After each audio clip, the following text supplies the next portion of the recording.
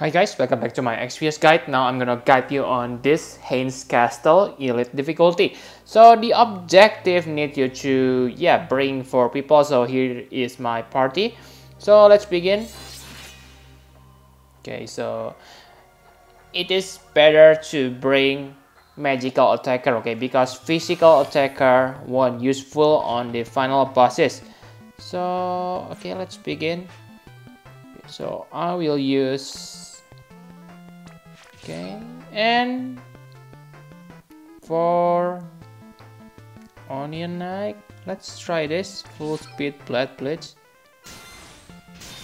Okay, so basically you can do anything on the first wave because it is easy. Okay, the enemy is not that hard.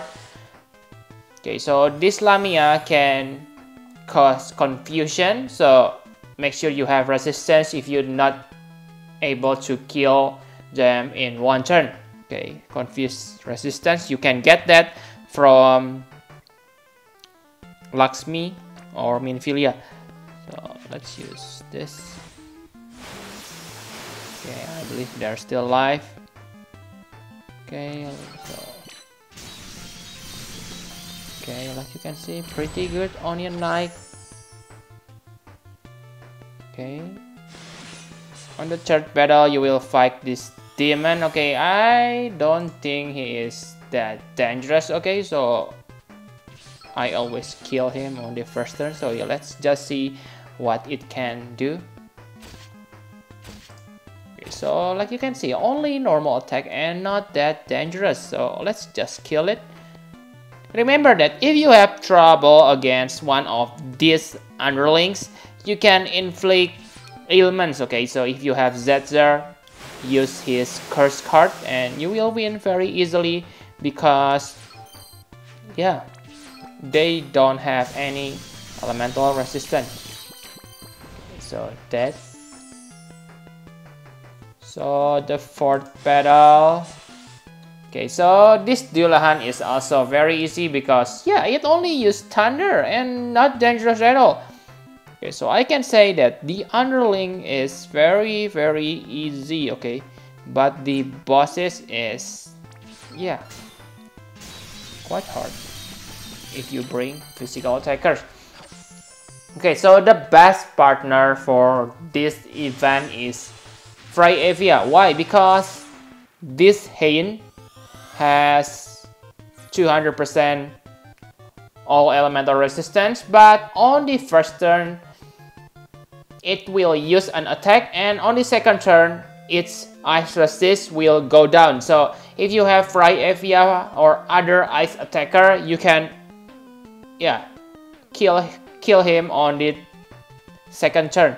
But make sure that you don't use physical attack because it has high defense.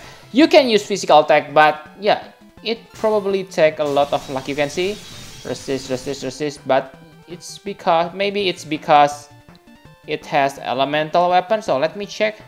Yup, okay, water elemental weapon. But even if Onion Knight doesn't have Brotherhood, it will still deal little damage. So simply do the battle slow and safely. Okay, so you cannot inflict full break too. Okay, you can do full break, but it only debuff its spirit. So I don't think it is that essential. But if you have Elsa, then you can use Elsa to make this battle end easier. So I will use Heaven's Fury. Also, this boss able to inflict confuse and sleep. So pretty much make sure, like you can see, inflict poison, but it is not that okay. Bastard Onion Knight kill my Ashy. So let's cure this bastard. I shouldn't bring you bastard because like you can see that you only need wait. Okay, I will use Drain. Okay, just be patient. Confuse. Okay, so we are good now. Blood pulsar, Kyuraja. Okay, so I think it's better to kill yourself now instead of killing other. Yep, Onion like that. Okay, so from here, just take it slowly, okay? Barrier shift, like you can see, every time it uses barrier shift, it will debuff its resistance. So I will use Kyuraja again. Okay, and let's use stacking trick. Use Comet. My Comet should be enough to kill it. Okay, yep, we win. Like you can see that it is not that hard as long as you maintain your resistance against Confuse and Sleep, then you can kill this boss easily. But yeah, make sure you buff your spirit because you cannot break its magic. So all elemental resist abilities such as Hyper Null All and Rainbow Veil, they are also very good on this battle. So make sure you use that if you have trouble on this battle.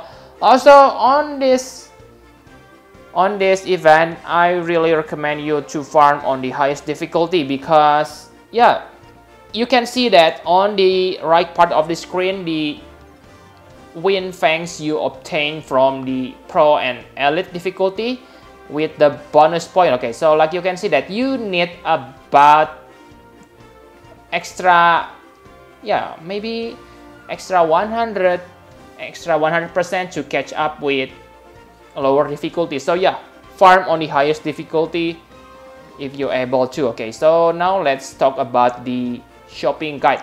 Now let's talk about the shopping guide. First, the exclusive equipment and abilities. So we get Onion Helm and Armor. Both of these equipment are very good, even though you don't have Onion Knight. Okay, so they are good because they boost your attack. Like you know that a helm that increase your attack power is kinda rare. Before this week's update, we even don't have one that can be obtained from story mode. So make sure you buy it. The price is pretty reasonable. So it is same for the armor. It boosts your attack, which is nice. However, this may not that good for Onion Knight because his main weapon is sword. So yeah, he really needs to equip heavy armor to get benefit from Dark Knight Soul. So yeah, but the armor will benefit your other characters. So make sure you buy these two equipment. The next is Casanova. So basically it is health plus 15%. So I can say that you need to buy this because on the past, like we know that health plus 15% is much more expensive than this. Also, if you equip it on Dash, he will learn useful ability to protect female characters on your party, which is probably your healer. So yeah, it is very useful. The chance is also high, 70%. So I suggest you to buy this. The next is Water Maiden Blessing. It increases your spirit by 15%, which is nice for a healer. Also, this will give an AoE regen ability for Arya. The regen is quite good, better than Cura, but less powerful than Kyuraja. The price is not that expensive. So yeah, I think you should buy both of these abilities. Okay, so Casanova and Water Maiden Blessing, whether you get Dash or Arya, because the wiki says you can equip it on any characters. So even if you don't get the abilities on other characters, the stats boosts are still useful. The next are Heart of Elements. I don't think it is useful because the element resist is only 5%. And you can only buy 4 of each elements. So really you won't get much benefit from the boost. Only 5%. If you equip all elements on one character, you only get 20% elemental resist, which may be not significant. I think it is better to waste one slot on your abilities to equip a spell like Barfira or other Bara magic if you need an elemental resist. So my suggestion is no. I know they are cheap, but you don't buy one, right? You need to buy 16 of them. So 16 times 1200 equal, yeah, about 2000 wind fangs on abilities you probably not gonna use. So yeah, remember, this is only my opinion. If you think you will get benefit, then go ahead. Health plus 10% may be nice for newbie, but I think using friend summon point to get reserve is more benefit. Okay, so if you are newbie, yeah, if you are newbie, this is, I even don't recommend, because I think you won't be able to gather a lot of wind fangs on this event. So yeah, if you need health plus 10%, remember you can always get reserve, riser or whatever from friend summon. Okay, so those are all exclusives on this event. For the rest of items, you can see my recommendation on the screen. Additional note about Giant Crest. Okay, I believe you know that farming on the highest difficulty of the story event have a big chance to grant you with Giant Crest. So if you think you have luck to do that, then maybe it is better to farm on the story event, because I believe with 90 energies spent on Hein's Castle farming won't get you 30,000 wind fang to exchange with the Giant Crest. But also remember that the type of Giant Crest which obtained from the story event is random and not guaranteed. So sometimes you may not get Giant Crest from the story event. So yeah, just decide by yourself. Okay, for me, I will farm on Castle Hein instead of story event, but it's all up to you. So yep, I think that's all you need to know about this event. Thank you very much for watching. Please hit the like button and subscribe to my channel for more Final Fantasy Brave Exvius guide. Bye bye guys.